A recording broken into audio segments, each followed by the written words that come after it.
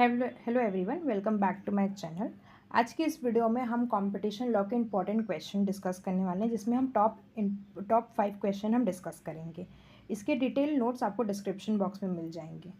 और आप कमेंट करके ज़रूर बताइएगा कि अगला वीडियो आपको किस टॉपिक पे चाहिए, किस सब्जेक्ट पे हम इंपॉर्टेंट क्वेश्चन बनाएं। चलिए शुरू करते हैं। सबसे फर्स्ट क्वेश्चन है, define the term competition. Why do we need competition in the market? What are the essential components of competition law and policy? इस क्वेश्चन में हम डेफिनेशन, इम्पोर्टेंस, कंपोनेंट्स और लीगल फ्रेमवर्क देखेंगे। सबसे पहले definition of competition. Competition refers to a market situation where multiple firms independently strive to attract customers by offering better prices, quality, and services. It promotes it promotes rivalry among sellers and helps achieve market efficiency. Competition का मतलब होता है एक ऐसा market situation जहां जहां कई firms एक दूसरे से कम्पीट करती है बेहतर प्राइस, क्वालिटी और सर्विस के लिए। ये मार्केट में राइवलरी क्रिएट करता है जिससे कंज्यूमर को फ़ायदा मिलता है। Second, need for competition in the market. First, consumer welfare, better prices, quality and choices. Consumer को मिलता है सस्ता दाम, बेहतर क्वालिटी और ज़्यादा choices. Second, innovation, promotes technology advancement. Innovation और नए प्रोडक्ट्स आते हैं. Third, economic growth, efficient resource allocation. Economic growth होती है. Fourth, prevents market failures, avoid monopolies and ensures fair play. Market failure से बचाव होता है. Fifth, attracts investment, builds investor confidence. Investment attract होता है. Legislative framework, competition Act 2002. Objective, prevent anti competition practices, promote competition, protect consumers, ensure fair trade. Replaced MRTP act 1969. India में competition law का main source है competition Act 2002. इसका purpose है anti competition practice को रोकना, healthy competition को protect करना और कंज्यूमर्स का प्रोटेक्शन. ये MRTP एक्ट 1969 को रिप्लेस करता है. नेक्स्ट इज की provisions of the Competition act. Competition act का कुछ मेजर प्रोविजंस हैं. सेक्शन 3, एंटी कॉम्पिटिटिव एग्रीमेंट्स पर रोक. सेक्शन 4, डोमिनेंट पोजीशन का अब्यूज़ मना है. सेक्शन 5 एंड 6, मर्जर्स का एक्विजिशन को रेगुलेट करता है. सेक्शन 7, CCI का गठन.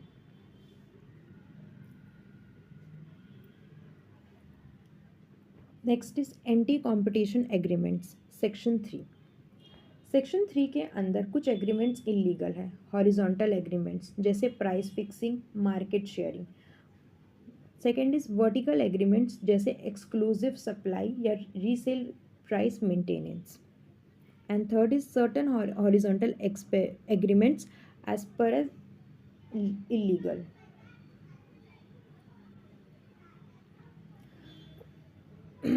Abuse of dominant position. Dominance खुद में इलीगल नहीं है, लेकिन उनका अब्यूज़ माना है, जैसे कि प्रीडेटरी प्राइसिंग, प्रोडक्शन लिमिट करना, अनफेयर कंडीशंस लगाना, मार्केट एक्सेस देने से मना करना. Regulation of combinations. Section 5 and section 6 regulates mergers and acquisition with AAEC.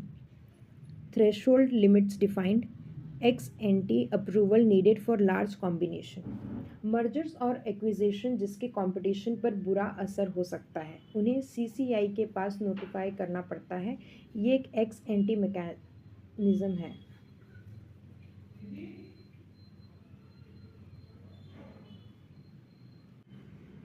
Competition Commission of India, quasi-judicial regulatory authority, chairperson plus 6 members.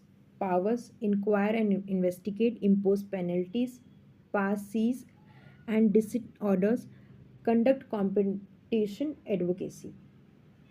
CCI एक quasi judicial body है जिसका काम है इन्वेस्टिगेशन, पेनल्टी इम्पोज करना और फेयर मार्केट प्रैक्टिसेस को ensure करना। इसमें चेयरपर्सन और 6 मेंबर्स होते हैं। Institutional framework. सीसीआई के साथ मिलकर काम करते हैं डायरेक्टर जनरल, इन्वेस्टिगेशन करता है एनसीएलएटी, सीसीआई के ऑर्डर्स के अगेंस्ट अपील लेता है, Supreme court final appeal authority है। Competition policy, broader than law, includes government policies and administrative practices, aims market liberalization, public sector reform, ensuring level playing field। Competition policy एक broad term है जिसमें law के साथ साथ government की policies और administrative practices भी शामिल होती हैं। इसका गोल है मार्केट लिबरलाइजेशन और लेवल प्लेइंग फील्ड क्रिएट करना। Enforcement mechanism. सीसीआई इन्वेस्टिगेशन के बाद पेनल्टीज लगा सकता है, टर्नओवर का 10% या 3x प्रॉफिट तक। कार्टेल मेंबर्स के लिए लीनियंसी प्रोग्राम भी अवेलेबल है अगर वो इन्वेस्टिगेशन में मदद करें तो। Advocacy and education. सीसीआई का ड्यूटी है कंपटीशन एडवोकेसी करना। इसमें अवेयरनेस प्रोग्राम, वर्कशॉप्स और पब्लिक एजुकेशन कैंपेन्स शामिल होते हैं। Global perspective. इंडिया का कंपटीशन लॉ इंटरनेशनल स्टैंडर्ड्स के अलाइंड है, जैसे ईयू और यूएस के anti trust laws. CCI digital markets और बिग टेक प्लेटफॉर्म्स पर भी काम करता है। Next is landmark judgment. कुछ इंपॉर्टेंट केसेस जैसे कि डीएलएफ केस, डोमिनेंस का abuse. Second is auto parts case, spare parts market में restriction. Google case, search bias. Flipkart and Amazon, predatory pricing के allegations. Challenges in implementation. Collusion prove करना मुश्किल है, digital platforms को regulate करना कॉम्प्लेक्स है, cross border issues आते हैं, जुडिशल ट्रेनिंग की भी ज़रूरत है। कंक्लूजन। कंपटीशन लॉ एक स्ट्रॉन्ग फाउंडेशन देता है फेयर एंड फ्री मार्केट के लिए। ये कंज्यूमर्स को प्रोटेक्ट करता है, इनोवेशन को प्रोटेक्ट करता है और इकोनॉमी को एफिशिएंट बनाता है। इस क्वेश्चन के डिटेल नोट्स आपको डिटेल आंसर आपको डिस्क्रिप्शन बॉक्स में मिल जाएंगे। सेकेंड क्वेश्चन है, what do you understand by classical and neo classical concept of competition, discuss in detail. सबसे पहला introduction. Competition has evolved through classical and neo classical economic theories. Classical, Adam Smith, Ricardo. Neo classical, Marshall, Walras. Focus market structure, firm behaviour and price mechanism. Competition का concept समय के साथ evolve हुआ है। Classical economist जैसे Adam Smith और Ricardo ने market rivalry पर फोकस किया, जबकि न्यू क्लासिकल इकोनॉमिस्ट जैसे मार्शल और वॉलरस ने इक्विलिब्रियम और प्राइसिंग थ्योरी पर फोकस किया। Classical concept of competition. Classical theory 18th century और अर्ली 19th सेंचुरी में डेवलप हुई। इसका बेस था इंडस्ट्रियल रिवॉल्यूशन के दौरान का market observation. Adam Smith, Ricardo और जेएस मिल जैसे थिंकर्स ने कंपटीशन को एक नेचुरल प्रोसेस के रूप में समझा। क्लासिकल कंसेप्ट की फीचर्स। क्लासिकल कंसेप्ट में मेन फीचर्स हैं, कंपटीशन एक डायनामिक प्रोसेस है, लॉन्ग रन में मार्केट नेचुरल प्राइस पर पहुंचता है, मार्केट में फ्री एंट्री और एग्जिट होनी चाहिए, वैल्यू का बेसिस लेबर थ्योरी पर है, सरकार का कम से कम इंटरवेंशन होना चाहिए, प्रोडक्शन और डिस्ट्रीब्यूशन पे फोकस रहता है। Adam Smiths view. Adam Smith कहते हैं कि कंपटीशन मार्केट को रेगुलेट करता है। उनका फेमस कंसेप्ट है इनविजिबल हैंड, जिसमें हर व्यक्ति अपने इंटरेस्ट में काम करता है, लेकिन उसका बेनिफिट समझ को भी मिलता है, समाज को भी मिलता है। Sixth, new classical concept origin late 19th century to early 20th century. Upward Marshall, Jevons, Walras, Menger. Focus on mathematical modeling and price theory. Shift from process to equilibrium based definition. New classical model के important points है। Perfect competition एक ideal condition है। Assumptions sorry new classical theory 19th century के end और 20th century के starting में आई। इसमें एल्फ्रेड मार्शल, जियोन्स, वॉलरस जैसे इकोनॉमिस्ट ने मैथमेटिकली कंपटीशन को मॉडल किया। इस कंसेप्ट ने मार्केट इक्विलिब्रियम और प्राइसिंग पर ध्यान दिया। Next is new classical concept की features. Perfect competition model, assumptions, many buyers, sellers, homogeneous product, perfect information, price taking behavior, utility and marginal cost decide price, focus on efficiency and equilibrium.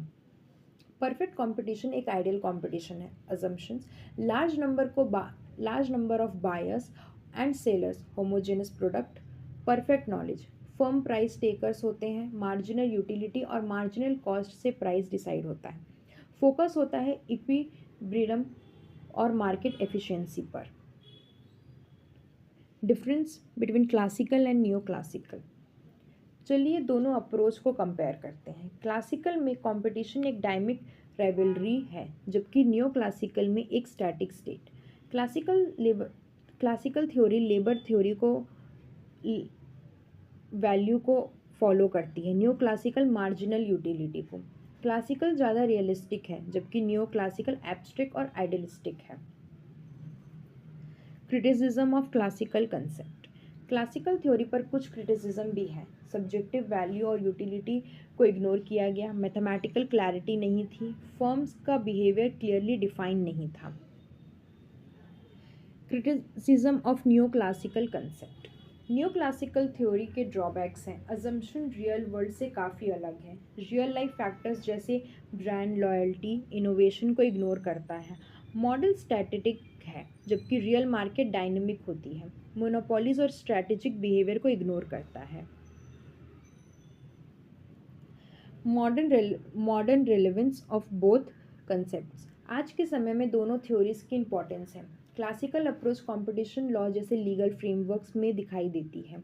New classical approach academic और pricing models में use होती है। दोनों का competition real market में समझने के लिए ज़रूरी है। Application in Indian legal context. India में कंपटीशन एक्ट 2002 क्लासिकल कंसेप्ट पर बेस्ड है। डायनेमिक राइवलरी और मार्केट बिहेवियर को ध्यान में रखता है।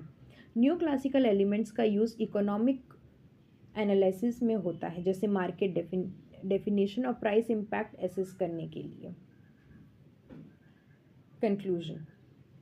हमने देखा कि क्लासिकल थ्योरी मार्केट की डायनेमिक रियलिटी को समझती है, जबकि न्यू क्लासिकल एक स्ट्रक्चर्ड लेकिन आइडियल मॉडल प्रोवाइड करती है। आज के कंपटीशन लॉ और इकोनॉमिक पॉलिसी में दोनों कॉन्सेप्ट एक दूसरे को कॉम्प्लीमेंट करते हैं। Question number 3, examine role of mergers comfort to under the Competition Act 2002। Introduction. The Competition Act 2002 was enacted to promote and sustain market competition. One key area regulated combinations, mergers, acquisitions, amalgamations. CCI is entrusted to regulate combination to prevent appreciable adverse effect on competition. Competition Act 2002 का main objective है market में fair competition को promote करना, consumer interest को protect करना और trade freedom ensure करना। इस एक्ट का एक मेजर फोकस एरिया है कॉम्बिनेशंस, जिसमें मर्जर्स, एक्विजिशंस और एमिग्रेशंस आते हैं। सीसीआई को ये पावर दी गई है कि वो ऐसे मर्जर्स को रेगुलेट करे जो मार्केट कंपटीशन को हर्ट कर सकते हैं। Definition of combination under section 5, acquisition of enterprises by enterprises acquiring control, shares, voting rights or assets, mergers and amalgamations exceeding financial thresholds. Section 5 के अंडर कॉम्बिनेशन का मतलब है किसी एंटरप्राइज के एक्विजिशन, शेयर या एसेट्स खरीदना, कंट्रोल लेना या दो कंपनीज का मर्जर। लेकिन ये तभी एप्लीकेबल होता है जब फाइनेंशियल थ्रेशोल्ड्स क्रॉस हो जाती है, जैसे एसेट्स का या टर्नओवर की certain limit. Thresholds for combinations. Combination तभी सीसीआई को नोटिफाई करना ज़रूरी होता है जब सर्टन थ्रेशोल्ड एक्सीड हो जाती है। फॉर एग्जांपल, अगर इंडियन एसेट 2000 करोड़ से ज़्यादा है या टर्नओवर 6000 करोड़ से ज़्यादा है, ग्रुप लेवल पे भी 8000 करोड़ एसेट्स या 24000 करोड़ टर्नओवर लिमिट होती है। ग्लोबल थ्रेशोल्ड भी रेलिवेंट होता है। Role of CCI in mergers. Acts as an ex-ante regulator for by reviewing post-spot combinations, mandatory notification to CCI, Form 1 and Form 2, standstill obligation, no implementation before approval.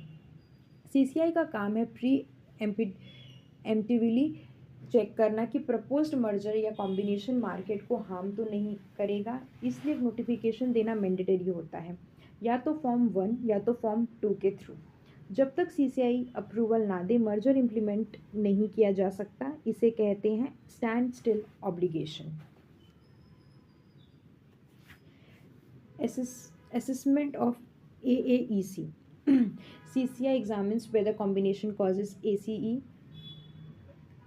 AAEC uses economic tools like HHI, demand supply, sustainability test, relies on factor listed under Section 20 sub clause 4। Section 6(1) कहता है कि कोई भी combination जो appreciable adverse effect on competition यानी AAEC cause करता है वो अलाउड नहीं होगा। CCI इस एनालिसिस के लिए इकोनॉमिक टूल्स यूज़ करता है, जैसे HHI index, demand supply analysis, SSNIP test etcetera. Factor considered, Section 20 subclause 4। Section 20 subclause 4 के अंडर CCI कुछ की फैक्टर्स कंसिडर करता है। Market share, concentration level, entry barriers, vertical integration, buyer power, consumer benefit और failing business defence. इन सबसे CCI decide करता है कि मर्जर हार्मफुल है या नहीं। Procedure and timeline. CCI का रिव्यू 2 फेज़ में होता है, फेज़ 1 और phase 2। Phase 1 prima facie check, 30 working days में अगर डाउट होता है तो फेज़ 2 शुरू होता है, जिसमें डिटेल इन्वेस्टिगेशन होती है और टोटल 210 डेज लग सकते हैं। एंड में CCI मर्जर को अप्रूव, मॉडिफाई या रिजेक्ट कर सकता है। Landmark judgment. Sun Pharma Ranbaxy merger में CCI ने कुछ प्रोडक्ट डाइवर्स्ट करने को कहा। जी और सोनी मर्जर में एडवर्टाइजिंग मार्केट का क्लोज स्क्रूनिटी की हुआ। अमेजॉन फ्यूचर डील ने कंट्रोल और स्ट्रैटेजिक एक्विजिशन के डायमेंशन को हाईलाइट किया। की अमेंडमेंट्स। 2023 के कंपटीशन अमेंडमेंट एक्ट ने नए प्रोविजंस लाए। डील वैल्यू थ्रेशोल्ड, अगर डील 2000 करोड़ से ज़्यादा की है तो नोटिफिकेशन ज़रूरी है। रिव्यू टाइम कम किया गया। कंट्रोल का डेफिनेशन अब ब्रॉडर है, मटेरियल इन्फ्लुएंस भी इंक्लूड करता है। ग्रीन चैनल, जहां नो ओवरलैप कॉम्बिनेशन को ऑटो अप्रूवल मिल सकता है। चैलेंजेस। CCI को नए चैलेंजेस फेस करने पड़ते हैं, जैसे कि डिजिटल इकोनॉमी में डाटा की कमी, क्रॉस बॉर्डर मर्जर्स में जुरिस्डिक्शन का कंफ्यूजन, कंट्रोल के इवॉल्विंग डेफिनेशंस, इनोवेशन और कंपटीशन के बीच बैलेंस बनाना। Significance of CCI's role. CCI के इफेक्ट्स से मार्केट में मोनोपोलीज क्रिएट नहीं होते, कंज्यूमर्स को फेयर प्राइसिंग मिलती है, इनोवेशन प्रमोट होती है और मार्केट हेल्दी रहता है। एक कॉम्पिटिटिव मार्केट सभी स्टेक होल्डर्स के लिए बेनिफिशियल होता है।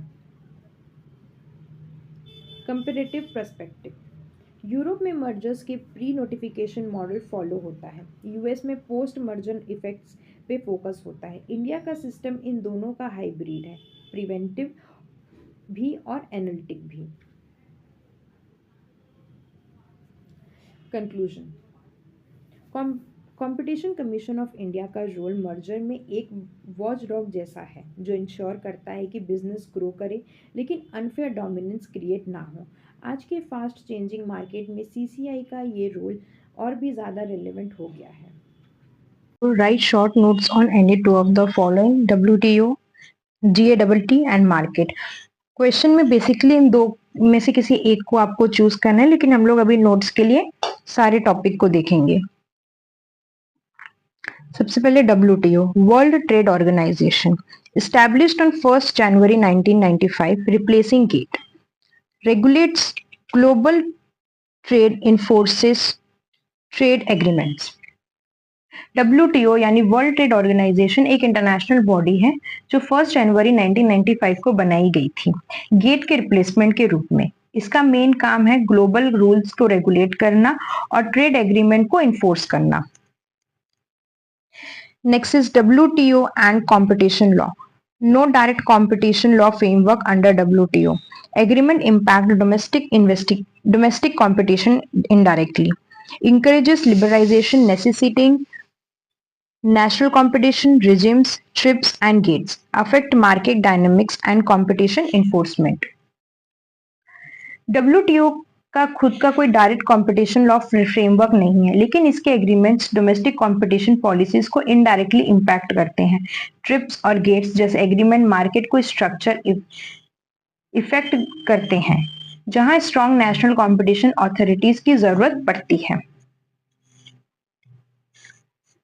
India's position on World Trade Organization and competition supports keeping competition policy as national prerogative. WTO commitments prompted strengthening of Indian Competition Act 2002. India का stand ये है कि कंपटीशन पॉलिसी के एक नेशनल सब्जेक्ट रहना चाहिए, इसलिए इंडिया WTO के अंडर एक बाइंडिंग कंपटीशन एग्रीमेंट का अपोज करता है। लेकिन वर्ल्ड ट्रेड ऑर्गेनाइजेशन कमिटमेंट्स के चलते इंडिया ने अपने डोमेस्टिक लॉ को स्ट्रेंथन किया, जिसमें कंपटीशन एक्ट 2002 काफी सिग्निफिकेंट है। General Agreements on Tariffs and Trade GATT signed in 1947, replaced by WTO in 1995, aim to reduce tariffs, trade barriers, promoted fair competition and non-discriminatory practices. GATT यानी general agreement on tariff and trade 1947 में sign हुआ था। इसका main focus था tariffs और trade barriers को कम करना। 1995 में WTO बनने के बाद गेट उसका पार्ट बन गया। गेट फेयर कंपटीशन और नॉन डिस्क्रिमिनेटरी प्रैक्टिसेस को इंकरेज करता है। GATT and competition law focused on tariff reduction, discourage state monopolies. Article 6 anti dumping and article 16 subsidize, regulate unfair practices, lacked binding competition provision or enforcement mechanism. GATT ने state monopolies, anti competitive subsidise और unfair trade practices को discourage किया। Article 6 anti dumping practice से deal करता है और article 16 subsidise को regulate करता है, लेकिन गेट के अंदर कोई स्पेसिफिक इन्फोर्समेंट मैकेनिज्म नहीं था for competition issues. Market in competition law definition refers to area of effective competition, includes relevant product market and relevant geographic market, defined under 2R, 2S and 2T of the Competition Act 2002. Competition law में market का मतलब होता है वो area जहां buyers और sellers effective competition में engage होते हैं। इसमें दो की टर्म्स आते हैं, relevant product market and relevant geographic market, जो सेक्शन 2R, 2S, 2T में डिफाइन किए गए हैं। Relevant product and geographic market relevant product market वो प्रोडक्ट्स का ग्रुप होता है जो कंज्यूमर के लिए इंटरचेंजेबल होते हैं प्राइस, यूज या कैरेक्टरिस्टिक्स के बेसिस पे। रिलेवेंट जियोग्राफिक मार्केट वो एरिया है जहां मार्केट कंडीशंस होमोजेनस यानी सिमिलर होती है। Importance of market definition helps determining dominant position section 4, assess impact of mergers section 6, identifies anti-competition agreements section 3। Market को डिफाइन करना इंपॉर्टेंट इसलिए होता है क्योंकि ये डिटरमाइन करता है कि कोई इंटरप्राइज डोमिनेंट पोजीशन में है या नहीं। सेक्शन 4 मर्जर्स या कॉम्बिनेशन का कंपटीशन पे क्या इफेक्ट होगा और एंटी कॉम्पिटिटिव एग्रीमेंट्स आइडेंटिफाई करने में भी ये मदद करता है, which is section 3। Market power and assessment value. Market power, control over price, output, ability to exclude competition. Assessment via market share, barriers to entry, innovation, etc.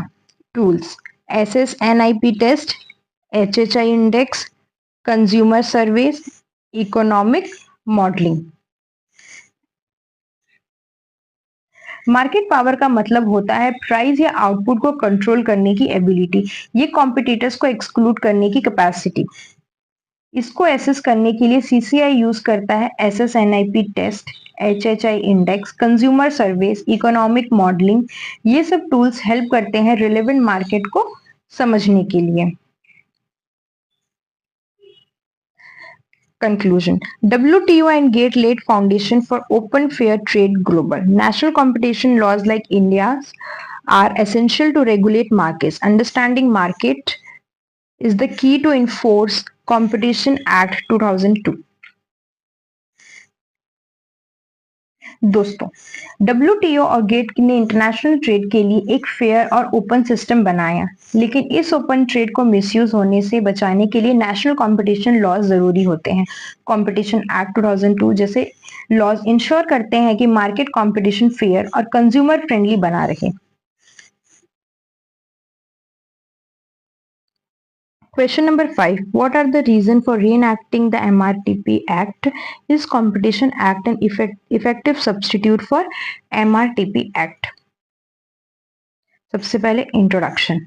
MRTP Act 1969 focused on controlling monopolies. Post 1991 liberalization required new competition law. Competition Act 2002 replaced Act to align with global standards. MRTP act 1969 एक पुराना कानून था जो monopolies और health concentration को control करता था, लेकिन 1991 के बाद जब भारत ने लिबरलाइजेशन, प्राइवेटाइजेशन और ग्लोबलाइजेशन को अडॉप्ट किया तो नए इकोनॉमिक सिस्टम के लिए एक मॉडर्न कॉम्पिटिटिव लॉ की जरूरत थी। इसी वजह से 2002 में कॉम्पिटिशन एक्ट लाया गया जिसका फोकस मोनोपोलीज से हटाकर हेल्दी कॉम्पिटिशन को प्रमोट करने पर था।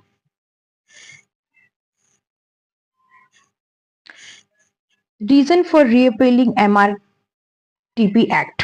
First, outdated economic philosophy based on socialist model, ineffective against modern anti-competition practices, weak enforcement and procedural delays, not aligned with global trade norms, inadequate merger and acquisition regulation. अब सवाल उठा है MRTP act को repeal क्यों किया गया। सबसे पहला रीजन है इसका, ये एक्ट एक पुरानी सोशलिस्ट सोच पर बेस्ड था। दूसरा, ये मॉडर्न प्रॉब्लम्स जैसे catalysation, abuse of dominance, mergers को एड्रेस नहीं करता था। तीसरा, इसमें इन्फोर्समेंट पावर्स बहुत वीक थे। चौथा, ये ग्लोबल ट्रेड और वर्ल्ड ट्रेड ऑर्गेनाइजेशन के स्टैंडर्ड्स को कंपैटिबल नहीं था। और पांचवा, मर्जर और एक्विजिशन का प्रॉपर रेगुलेशन ही नहीं था। Objective of Competition Act 2002: prevent practices having adverse effect on competition, promote and sustain market competition, protect consumer interest, ensure freedom of trade. Competition act के ऑब्जेक्टिव्स क्लियर हैं। Anti competition practice को prevent करना, market में competition को sustain करना, consumers के rights को protect करना और ट्रेड को फ्री देना। Key features of Competition Act. establishes Competition Commission of India, prohibits anti-competition agreement section 3, prevents abuse of dominant position section 4, controls combinations under section 5 and 6. इस act के की features में सबसे पहले आता है कंपटीशन कमीशन ऑफ इंडिया का establishment. Section 3 के under anti competitive agreements prohibit किए गए। सेक्शन 4 में डोमिनेंट फॉर्म्स को अब्यूज को रोका गया और section 5 and 6 under mergers and acquisition का रेगुलेशन है जिसे कॉम्बिनेशन कहते हैं। Power and enforcement. एमआरटीपी के कंपैरिजन में सीसीआई के पास काफी पावरफुल टूल्स हैं। जैसे CCI has power to investigate and impose penalties. वो इन्वेस्टिगेट कर सकता है, पेनल्टीज इम्पोज कर सकता है जो टर्नओवर 10% तक हो सकती है।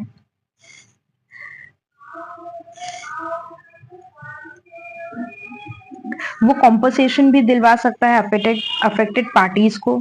अंडर सेक्शन 32 के तहत सीसीआई को एक्स्ट्रा टेरिटोरियल जुरिस्डिक्शन भी मिलती है। मतलब अगर कोई फॉरेन कंपनी इंडिया मार्केट को अफेक्ट करती है तो उसके अगेंस्ट भी एक्शन लिया जा सकता है।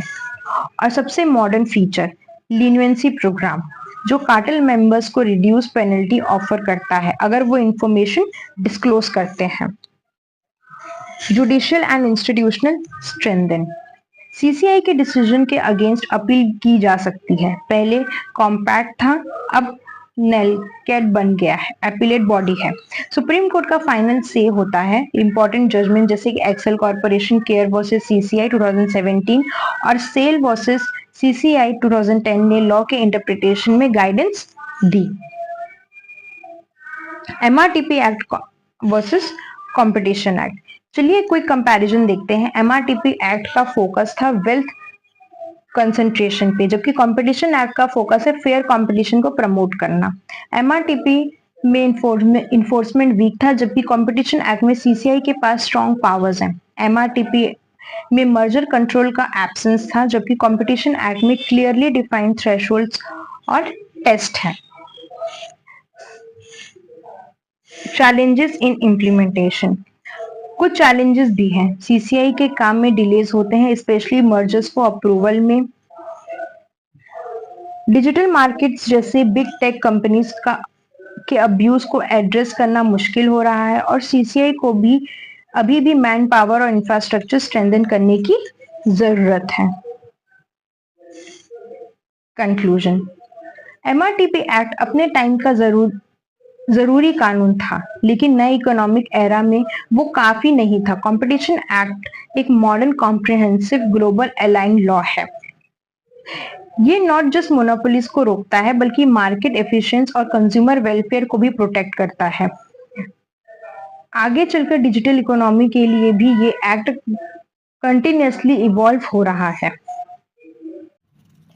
ये थे हमारे कंपटीशन लॉ के 5 इंपॉर्टेंट क्वेश्चंस। अगर आपको वीडियो अच्छी लगी हो तो वीडियो को लाइक करें, चैनल को सब्सक्राइब करें और कमेंट करके ज़रूर बताएं कि नेक्स्ट वीडियो आपको किस टॉपिक पे चाहिए, किस सब्जेक्ट के हम इंपॉर्टेंट क्वेश्चन लेके आएँ।